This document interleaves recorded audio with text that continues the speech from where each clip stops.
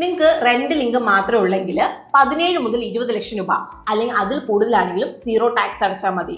ഇത് ലീഗലാണ്. എങ്ങനെയാണെന്നുള്ളത് ഞാൻ നിങ്ങൾക്ക് പറഞ്ഞുതരാം. ന്യൂ ടാക്സ് റെജിമിൽ ലെറ്റ് ഔട്ട് പ്രോപ്പർട്ടിയിൽ, അതായത് റെന്റിന് കൊടുത്ത പ്രോപ്പർട്ടിയിൽ നിന്ന് നിങ്ങൾക്ക് 2 ടൈപ്പ് ഡിഡക്ഷൻസ് ലഭിക്കും. ഇത് രണ്ടും കൂടി നല്ല പവർഫുൾ ആണ്. സപ്പോസ് നിങ്ങൾ ലോൺ ഒന്നും എടുക്കാതെ ഒരു റെസിഡൻഷ്യൽ പ്രോപ്പർട്ടി വാങ്ങി അല്ലെങ്കിൽ കൺസ്ട്രക്ട് ചെയ്തു എന്ന് വിചാരിക്കുക. അതുപോലെ നിങ്ങൾ ആ ഒരു പ്രോപ്പർട്ടിയുടെ റെന്റിന് കൊടുത്തു.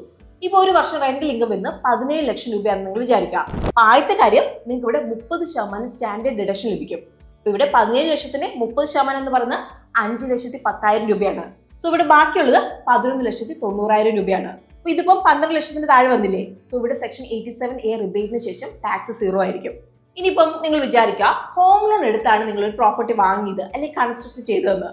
അതുപോലെ ഇവിടെ റെന്റൽ ഇൻകം 20 ലക്ഷം രൂപയാണെന്ന് വിചാരിക്കുക. സോ 20 ലക്ഷത്തിന് 30% എന്ന് പറഞ്ഞാൽ 6 ലക്ഷം രൂപയാണ്.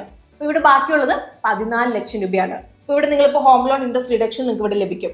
ഈവൻ നിങ്ങളിപ്പോൾ ഒരു 2 ലക്ഷം രൂപ നിങ്ങൾ ഇൻട്രസ്റ്റ് കണക്കാക്കിയാൽ തന്നെ ടാക്സബിൾ ഇൻകം 12 ലക്ഷം രൂപയാവും. അതായത് 14 ലക്ഷം മൈനസ് 2 ലക്ഷം രൂപ ഇൻട്രസ്റ്റ്. അതുപോലെ 12 ലക്ഷത്തിന് മേലെ സീറോ ടാക്സ് ആണ്.